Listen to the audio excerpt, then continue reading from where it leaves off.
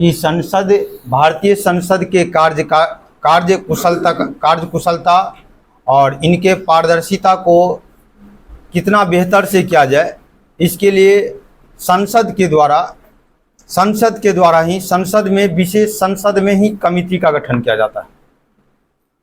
और ये संसद में जो कमेटी गठन किया जाता है, तो संसद की कमेटी दो प्रकार के कमेटी होते हैं, एक तदर्थ समिति होता है और एक अस्थायी समिति होता है। ध्यान दीजिएगा, एक संसद की एक तदर्थ समिति होगा और एक समिति अस्थायी समिति होगा।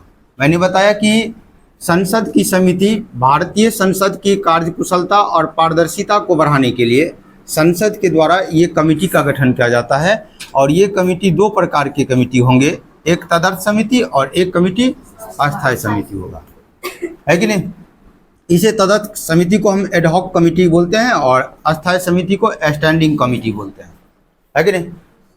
अब ये तदर्थ समिति क्या होता है कि तदर्थ समिति, सबसे पहले इस बात को देखेंगे कि तदर्थ समिति जो होता है वह इसकी कार्यकाल निश्चित नहीं होता है, यानी कि एक फिक्स कार्यकाल नहीं होता है कि इतने समय के लिए एक इसका कार्यकाल होगा और ये प्रत्येक साल गठन होगा या नहीं होगा, इसकी भी कोई फिक्स नहीं होता है कि नहीं। तो सबसे पहली बात कि तदर्थ समिति का कार्यकाल क्या होगा, अनिश्चित होगा, नॉट बी फिक्स, यानी कि इसका कार्यकाल कितने साल का होगा तदर्थ समिति का, उसका फिक्स नहीं होता है।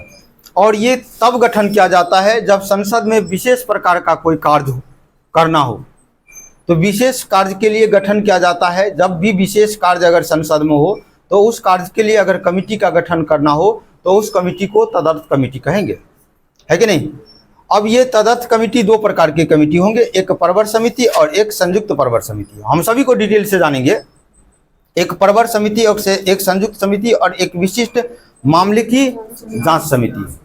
ये प्रवर समिति और संयुक्त समिति संक्षेप में यहाँ पर जाने तो ये समिति ऐसे होते हैं, सरकार के द्वारा जब किसी प्रकार का विधेयक लाया जाता है तो इस विधेयक को संसद में आने के बाद ये प्रवर समिति इसके बारे में डिटेल से इसको छानबीन करता है, काफ़ी गहराई से इस चीज़ को जांच करता है, मूल्यांकन करता है कि ये जो सरकार के द्वारा जो विधेयक लाया गया, ये विधेयक संविधान के कहीं मूल ढांचा को तो उल्लंघन नहीं कर रहा है, या देश के जनता के हितों के लिए ये विधेयक है या नहीं, इसकी जांच कौन करेगा, तो ये प्रवर समिति करेगा, है कि नहीं। दूसरी बात, संसद में आपसी सामंजस्य रहेगा या नहीं रहेगा इस विधेयक को लेकर, इसकी भी जांच कौन करेंगे, प्रवर कमेटी, है कि नहीं। तो प्रवर कमेटी का मुख्य काम ये होता है कि यानी कि विधेयक को जब संसद में लाया जाता है तो इस विधेयक को गहराई से देखना, गहराई से जांच करना और इसका मूल्यांकन करना, कि देखना कि ये जो विधेयक लाया गया है ये संविधान के मौलिक ढांचे को तो उल्लंघन नहीं करता है, या फिर जनता के हितों के लिए है कि नहीं, या संसद में ये आपसी सदस्यों के बीच सामंजस्य बना के रखेगा या नहीं रखेगा ये विधेयक। इस चीज को गहराई से जांच करता है और जांच करने के बाद फिर संसद के पटल पे ये रखता है। दूसरा, इसी का तदर्थ कमेटी का दूसरा कमेटी होता है विशिष्ट मामलों की जांच समिति। ये विशिष्ट मामला लग गया, विशिष्ट मामला का मतलब होता है सरकार के द्वारा जब भी किसी प्रकार का कोई घटोला होता है या भ्रष्टाचार होता है, तो इस भ्रष्टाचार और घटोला के जो आरोप लगता है, तो इस आरोप को जांच करने के लिए, इस घटोले या आरोप को जांच करने के लिए तदर्थ कमेटी, एक प्रकार के जो तदर्थ कमेटी का गठन किया जाता है वह विशिष्ट मामले की जांच समिति का लाएगा। सरकार के द्वारा किसी प्रकार की जो घटोला होती है या भ्रष्टाचार होती है, तो इस भ्रष्टाचार को जांच करने के लिए ये विशिष्ट मामले की जांच समिति होती है। ध्यान दीजिएगा, जैसे कि कांग्रेस के समय में 2G स्पेक्ट्रम की घटोला हुआ था, वो फोर्स घटोला हुआ था, तो इसकी जो जांच जो किया गया था वह विशिष्ट मामले की जांच कमेटी किया गया था, है कि नहीं। अब वह विशिष्ट मामले की जांच कमेटी को भी हम गहराई से पढ़ेंगे, ठीक है। अब इसके बाद इसको मैंने देखा, दूसरा कमेटी होता है संसद की, वह अस्थायी समिति होता है, जो आपके एग्जाम के दृष्टि से ये ज़्यादा इंपॉर्टेंट है, यहाँ से ज़्यादा पूछता है। खास करके ये 3 पॉइंट जो देखते हैं आप, प्राक्कलन समिति, लोक लेखा समिति और सार्वजनिक उपक्रम समिति, ये 3 पॉइंट आपके एग्जाम से ज़्यादा रहता है। आप बाकी कोई भी ज़्यादा नहीं भी पढ़ेंगे तो 90% चांस बनता है कि इसी 3 में से समिति से क्वेश्चन करेगा, है कि नहीं। अब देखिए अस्थायी समिति क्या होता है। ये अस्थायी समिति संसद के द्वारा प्रत्येक साल गठन किया जाता है और इसकी कार्यकाल कितनी होती है, 1 वर्ष होती है। इसके कई प्रकार के समिति होते हैं। एक वित्तीय समिति होती है, एक विभागीय समिति होती है और एक जांच समिति होती है और एक सदन की समिति होती है, दूसरा छानबीन समिति होती है कि नहीं। इसमें खास करके जो वित्तीय समिति होती है, ये वित्तीय समिति 3 प्रकार के होते हैं। एक प्राक्कलन समिति, एक लोक लेखा समिति, एक सार्वजनिक उपक्रम समिति। प्राक्कलन समिति का मतलब ये होता है, जैसे कि मान लीजिए आप, एक एग्जाम्पल के रूप में बताता हूं मैं, आप एक घर बनाते हैं, तो घर बनाने से पहले या किसी प्रकार का कोई कार्य करते हैं, तो बड़ा कार्य करते हैं, तो उस बड़ा कार्य करने से पहले आप क्या करते हैं, एस्टीमेट बनाते हैं। नहीं बनाते क्या, किसी का कार्य करना स्टार्ट कर देते हैं, आप क्या करते हैं, एस्टीमेट बनाते हैं। तो एस्टीमेट जब बनाते हैं तो एस्टीमेट बनाना, सरकार जो है किसी प्रकार के कार्य करेंगे तो वह उस कार्य करने के लिए सबसे पहले एस्टीमेट बनाएगा और वह एस्टीमेट देश के हितों के लिए, यह हमारे संसद में कहां तक बेहतर है, इस एस्टीमेट की जांच कौन करता है, तो प्राक्कलन समिति। प्राक्कलन समिति को इसे अनुमान समिति भी बोलेंगे या एस्टीमेट कमिटी भी बोलेंगे। इसे एस्टीमेट कमिटी बोलेंगे या प्राक्कलन समिति या अनुमान समिति। यानी कि किसी भी प्रकार की, जैसे सरकार के द्वारा बजट लाया जाएगा और सरकार के द्वारा जो बजट लाया जाता है वह अगले 1 साल में सरकार के द्वारा देश के किन किन क्षेत्रों में कार्य करना है, उसके लिए खर्च करने का एक बजट लाया जाता है। बजट क्या है, अग्रिम अनुमान। क्या है, अग्रिम अनुमान। ये खास करके 2 फरवरी को प्रत्येक साल देश में बजट आता है। कब आता है ये, 2 फरवरी को, है कि नहीं। इस 2 फरवरी से पहले आर्थिक समीक्षा होता है। आर्थिक समीक्षा की अगले साल जो बजट आया था उस बजट के अनुकूल 1 साल में जो काम किया गया वो उसके अनुसार से देश का आर्थिक समीक्षा क्या है, आर्थिक स्थिति क्या है, उसका समीक्षा जो करता है, समीक्षा जो होता है उस समीक्षा बजट से 1 दिन पहले संसद में रखा जाता है। फिर ये अगले साल के बजट के द्वारा जो खर्च किया गया उसकी समीक्षा का रिपोर्ट तो बजट से 1 दिन पहले रखा जाता है। फिर अगले 2 फरवरी को जो बजट आता है, वह बजट जो आता है वह अगले 1 साल में देश के लिए कौन सी कार्य किया जाएगा, चाहे वह शिक्षा क्षेत्र में, उद्योग क्षेत्र में, सेवा क्षेत्र में, कृषि क्षेत्र में, अन्य प्रकार के जितने भी क्षेत्र है, इस क्षेत्र में कितना रुपया सरकार के द्वारा खर्च किया जाएगा, ये खर्च किस हद तक सही होगा, इसकी जांच कौन करेंगे, प्राक्कलन समिति, है कि नहीं। समझ बात को। इसके बाद ये लोक लेखा समिति होता है। ये लोक लेखा समिति प्राक्कलन समिति को जुर्वा वहन कहा जाता है। प्राक्कलन समिति का ये जुर्वा वहन कहा जाता है और ये जुर्वा वहन इसलिए कहा जाता है, प्राक्कलन समिति का काम होता है किसी प्रकार के बजट में, देश में किसी प्रकार के खर्च होने से संबंधित मामले को पहला एस्टीमेट बनाने का कार्य, उस एस्टीमेट का जांच गहराई से करने का कार्य जो होगा वह प्राक्कलन समिति करेगा कि नहीं। उसके बाद सरकार ने 1 साल में खर्च कर दिया। अब मान लीजिए कहीं पर 10,000 करोड़ रुपया खर्च करना था सरकार के द्वारा, है कि नहीं, और वहां पर सरकार ने क्या कर दिया, वहां पर 10,000 के बदले में जो है 50,000 करोड़ रुपया खर्च कर दिया। बजट में बना था 10,000 खर्च करना है और सरकार ने उस पर खर्च कितना कर दिया, 50,000 करोड़ कर दिया खर्च इस साल के अंदर में। तो बजट से ज्यादा, जितना बजट लेके चला था उससे ज्यादा खर्च कर दिया। अब इसके सरकार के द्वारा जो ये खर्च है, ये खर्च वास्तविक रूप से सही है या गलत है, इसकी जांच सबसे पहले करता है कैग, जो आपको अनुच्छेद 148 में पढ़ेंगे वह करता है। और कैग इसको जांच करने के बाद फिर ये रिपोर्ट जो है राष्ट्रपति को सौंपता है और राष्ट्रपति लोकसभा में रखते हैं। कहाँ पे रखते हैं, लोकसभा में। और इसके बाद ये लोकसभा में एक कमेटी होता है, लोक लेखा समिति, है कि नहीं। और लोक लेखा समिति कैग के रिपोर्ट को जांच करता है। परंपरा से ऐसा होते आया कि लोक लेखा समिति के जो अध्यक्ष होते हैं विपक्ष का नेता होता है। बजट कौन लाएगा, सत्ता पक्ष। और सत्ता पक्ष जो खर्च किया उसकी जांच कौन करेगा, विपक्ष। अच्छा अंकुश लगाएगा ना, है कि नहीं। अब ये लोक लेखा समिति क्या किया कि कायग ने रिपोर्ट तैयार किया और रिपोर्ट इसके कायग के रिपोर्ट को लोक लेखा समिति जांच करेगा, है कि नहीं, और देखेगा कि भाई आपका 10,000 करोड़ का था, आपने 50,000 रुपया जो खर्च किया ये उचित है या अनुचित है, इसका रिपोर्ट देगा। उसके बाद ये संसद में पास करेगा, उसके बाद वहाँ बहस होगी, हंगामा होगा, है कि नहीं। तो ये देख रहे हैं कि ये बजट से पहले था और ये बजट के बाद है, इसलिए दोनों एक रूप लगता है, इसीलिए इस दोनों को क्या कहते हैं हम, जुड़वा, है कि नहीं। तीसरा आता है सार्वजनिक उपक्रम समिति। सार्वजनिक उपक्रम समिति को होता है कि भारत में बहुत सारे उद्योग है जो निजी भी है, और उसके बाद किसी निजी उद्योग में 50% से ज़्यादा योगदान सरकार का भी होता है, 51%, 52%, 53%।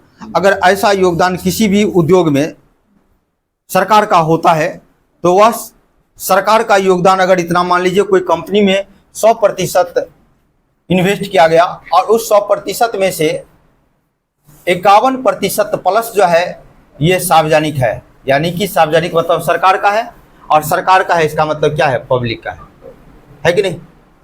सरकार क्या अपने घर से पैसा लगाएगा, कोई नेता अपने घर से पैसा लगाएगा, सरकार ने पैसा लगाया तो किसका पैसा लगाया, पब्लिक का पैसा लगाया, है कि नहीं।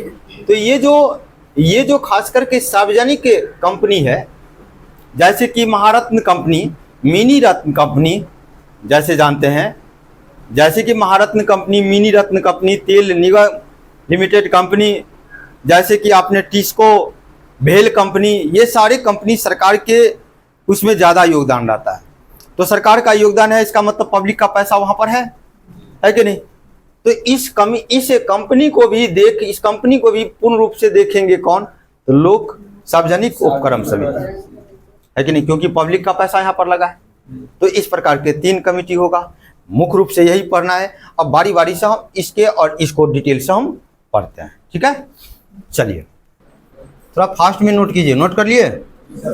तो अब बताएंगे संसद के जो पार्लियामेंट की जो कमिटी है, उस कमिटी में एक कमिटी आता है परवर, यानी कि सिलेक्टेड कमिटी, और एक ज्वाइंट कमिटी।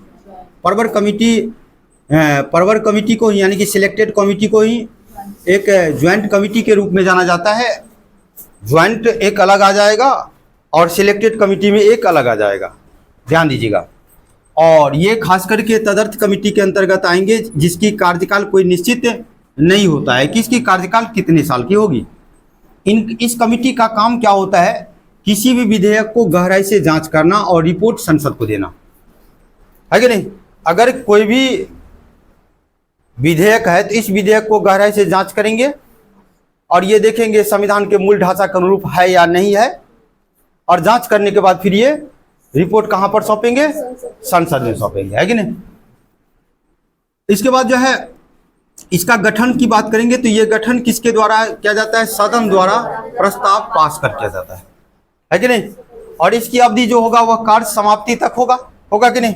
अब इसकी गठन की बात करें तो गठन कैसे होगा, जैसे संसद की 2 सदन होगा, एक लोकसभा और राज्यसभा।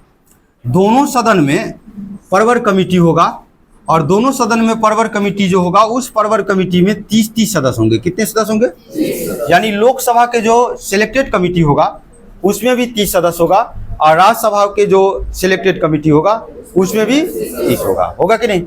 अब कभी किसी कंडीशन में, विशेष परिस्थिति में क्या करता है कि लोकसभा और राज्यसभा दोनों को मिलाकर एक ज्वाइंट कमेटी बनाया जाता है। इसे कहा जाता है ज्वाइंट सिलेक्टेड कमेटी, यानी कि संयुक्त परवर समिति। अब ये ज्वाइंट सिलेक्टेड कमेटी जो होगा उसमें टोटल सदस्यों की संख्या कितना होगा, 45, जिसमें लोकसभा से कितना होगा, 30, और राज्यसभा से कितना होगा, 15। आज के बाद इतना बात आपको पॉइंट एग्जाम के दृष्टि से काफ़ी ज़्यादा इम्पोर्टेंट है। सीधी सी बात यहाँ पर ध्यान देना है कि परवर कमेटी का काम क्या होता है, काम होता है किसी भी विधेयक के मामले को गहराई से देखना और जांच करना। सभी लोकसभा और राज्यसभा अगर दोनों ले तो लोकसभा में कितने परवर कमेटी के सदस्य होगा, 30, और राज्यसभा में कितना होगा, 30। अगर दोनों सदनों को ज्वाइंट कर दिया जाए कमेटी को लेकर तब कितना आ जाएगा, 45। उसमें लोकसभा का कितना होगा, 30, और राज्यसभा का कितना होगा, 15 होगा। इससे ज़्यादा यहाँ पर जानना नहीं है कि नहीं। चलिए इसको मिटाते हैं। चलिए एक कमेटी और होता है, यहीं पर नीचे मैं लिखता हूँ,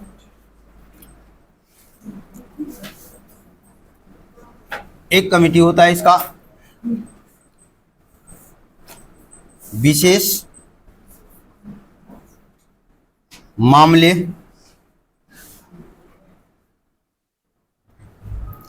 के जांच कमेटी, यही ना होता, विशेष मामले या विशेष मामले की जांच समिति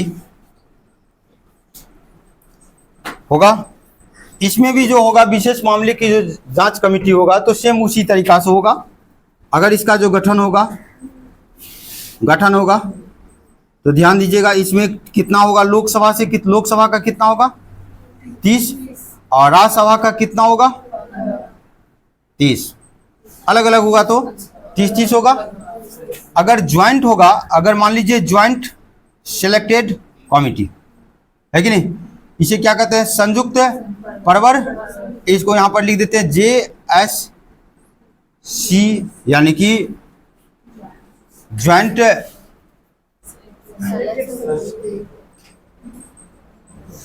संयुक्त परवर समिति, JPSC बोलता है वहां पर, पार्लियामेंट भी रखा जाता है, संयुक्त संसदीय परवर कमेटी ऐसे बोला जाता है। चलिए इसको शॉर्ट में नहीं लिखिए, गलत हो जाएगा, संयुक्त कमेटी सीधा दे दीजिए। संयुक्त समिति की बात करेंगे तो यहां भी कितना हो जाएगा 45, जिसमें लोकसभा से 30 होगा और राज्यसभा से कितना होगा 15। याद रहेगा इतना पॉइंट। चलिए, अस्थायी समिति, इसे कहते हम स्टैंडिंग कमिटी, क्या बोलेंगे, स्टैंडिंग कमिटी। इसमें 3 प्रकार के स्टैंडिंग कमिटी जो होगा, इस स्टैंडिंग कमिटी में हम अगर वित्तीय कौन सी कमिटी ले, अगर इसका हम वित्तीय समिति लेते हैं, कौन सी समिति, वित्तीय समिति, तो ये वित्तीय समिति 3 प्रकार के समिति होते हैं। कितने प्रकार के समिति होगा 3 प्रकार के, ध्यान दीजिएगा। एक समिति होगा प्राक्कलन समिति, इसी को कहा जाता है अनुमान समिति, या इसी को कहा जाता है एस्टीमेट कमिटी। कौन सा कहा जाएगा, एस्टीमेट कमिटी, एस्टीमेट्स कमिटी, याद रखिएगा। दूसरा जो कमिटी होगा लोक लेखा समिति,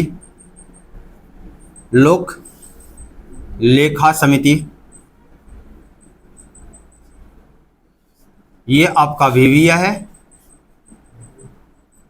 लोक लेखा समिति क्या होगा, लोक लेखा समिति। तीसरा कमिटी जो होगा वह आपका होगा सार्वजनिक उपक्रम समिति, सार्वजनिक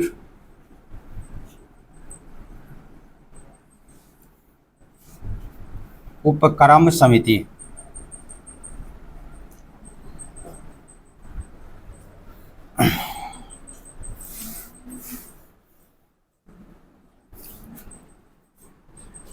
इसकी बात अगर करें, ये सबसे बड़ी समिति है, सबसे बड़ी समिति होगा, कौन सा होगा, सबसे बड़ी समिति। इसका गठन कहाँ पे होता है, संचालन,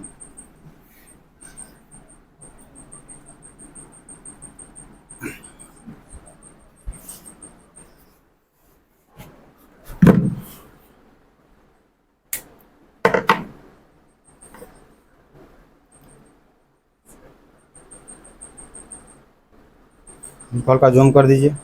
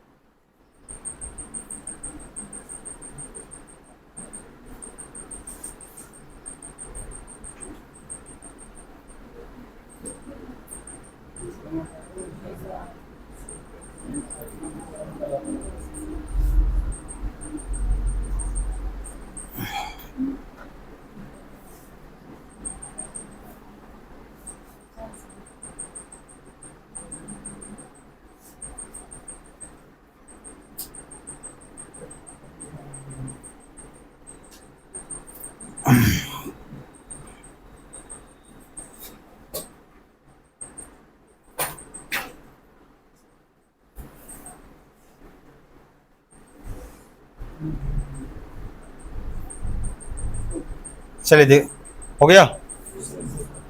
चलिए यहाँ पर देखिएगा,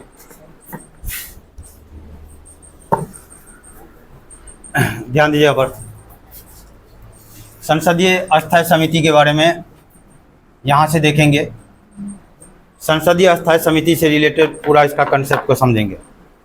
मैंने इससे पहले आपको परवर कमेटी के बारे में मैंने बताया कि परवर कमेटी का इसका कार्य क्या होता है।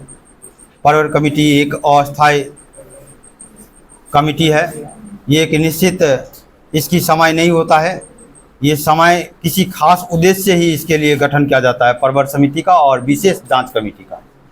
यहाँ पर संसद में अस्थायी समिति होती है और इस अस्थायी समिति का जो खास करके एक समिति होती है वित्तीय समिति। इस वित्तीय समिति में 3 समिति होते हैं, एक प्राक्कलन समिति, एक लोक लेखा समिति और एक सार्वजनिक उपक्रम समिति। ये नाम से ही पता चलता है, प्राक्कलन यानी अनुमान करना। सरकार के द्वारा जो बजट जो बनाया जाता है, उस बजट से संबंधित उस बजट में सरकार के द्वारा जो व्यय किया जाएगा वह व्यय किफ़ायती होगा या नहीं। क्योंकि अगर किसी प्रकार की कोई काम करते हैं तो सबसे पहले ये आपका उद्देश्य होता है कि वह काम सबसे बेटर भी हो और इसमें कम पैसा भी खर्चा हो, है कि नहीं। तो सबसे पहले वह खोजते हैं, अगर उचित कम पैसा में अगर मान लीजिए कि वह कार्य अगर दक्ष हो, कुशल हो, तो वह सब उससे बेहतर क्या मिलेगा, है कि नहीं।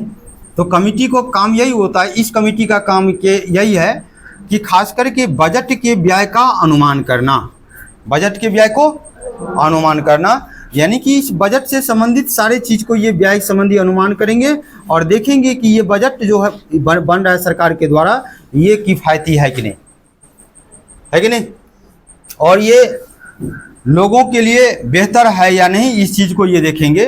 तो ये प्राक्कलन समिति खास करके बजट बनने से पहले ये चीज़ को अनुमान लगाता है, इसे कहा जाता है एस्टीमेट्स कमेटी, है कि नहीं। ये संसद की सबसे बड़ी कमेटी है। क्वेश्चन एग्जाम में पूछेगा संसद की सबसे बड़ा कमेटी प्राक्कलन समिति है। और ये प्राक्कलन समिति के जितने भी सदस्य होते हैं वह केवल लोकसभा का होता है। कहाँ का होता है ये ओनली लोकसभा का होगा, ध्यान दीजिएगा। किसका सदस्य होगा, केवल लोकसभा का। प्राक्कलन समिति में जो टोटल 30 मेंबर होते हैं वह केवल लोकसभा के होते हैं और इसके अध्यक्ष जो होते हैं, इसके जो अध्यक्ष होते हैं वह स्पीकर के द्वारा नामित किया जाएगा, है कि नहीं। और इसके जो 30 सदस्य होंगे, इस 30 सदस्य में कोई भी मंत्री सदस्य नहीं हो सकता है, इसका कोई भी मंत्री सदस्य नहीं हो सकता है।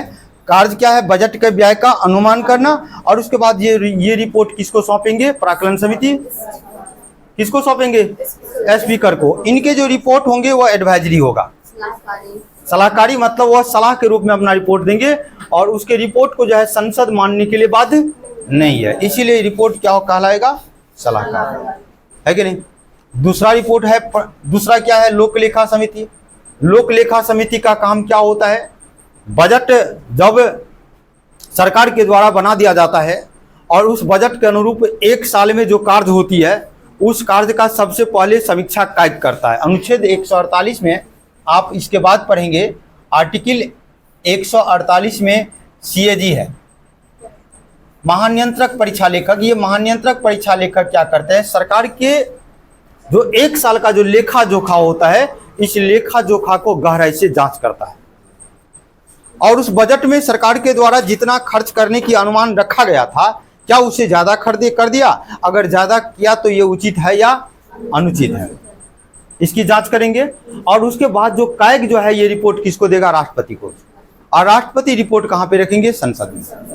कहाँ पे रखेंगे, और जैसे ही संसद में ये रिपोर्ट रखेगा तो ये रिपोर्ट रखने के बाद यहाँ पर ये लोक लेखा समिति इस कायक के रिपोर्ट के आधार पर सरकार के लेन देन और व्यय को जांच करेगा। करेगा कि नहीं करेगा, है कि नहीं। यानी कि बजट जो अगले 1 साल के लिए बना था, उस 1 साल में जो खर्च हुआ है इसका रिपोर्ट किसने बनाया, कायक का, और कायक के रिपोर्ट को फिर गहराई से जांच करेगा कौन, लोक लेखा समिति।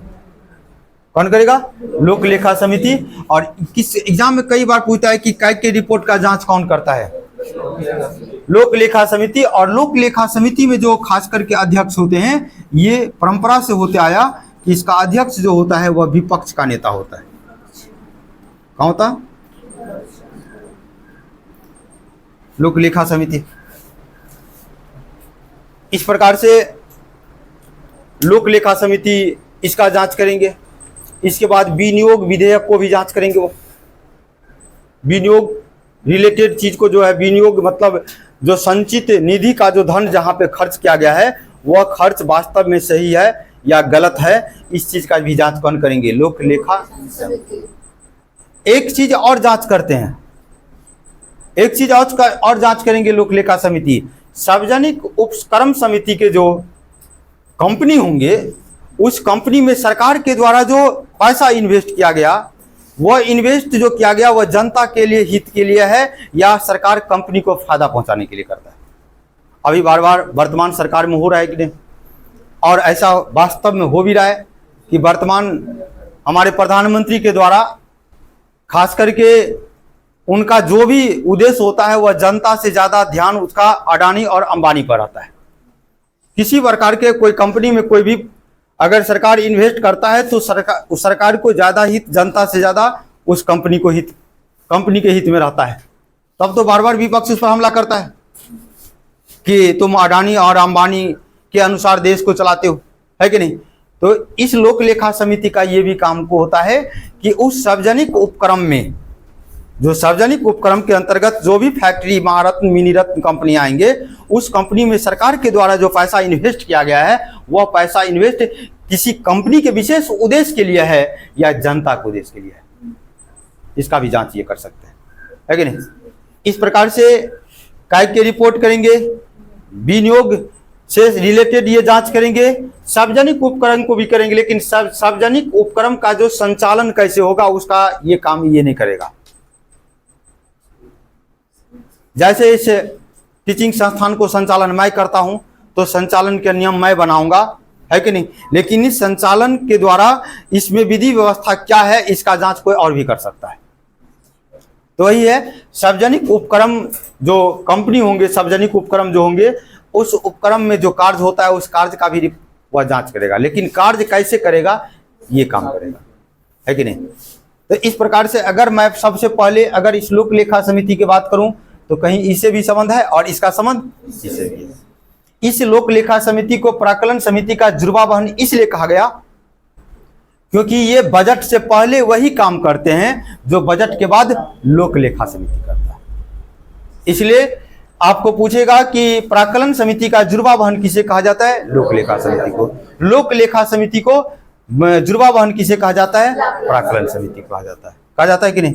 प्राक्कलन समिति में टोटल 30 सदस्य होते हैं। इसकी कार्य सिर्फ होती है बजट से पहले व्यय की समीक्षा करना, है कि नहीं, और इनकी काम होती है बजट के बाद कायक के जो रिपोर्ट आएंगे इस रिपोर्ट को जो है समीक्षा करेगा, है कि नहीं।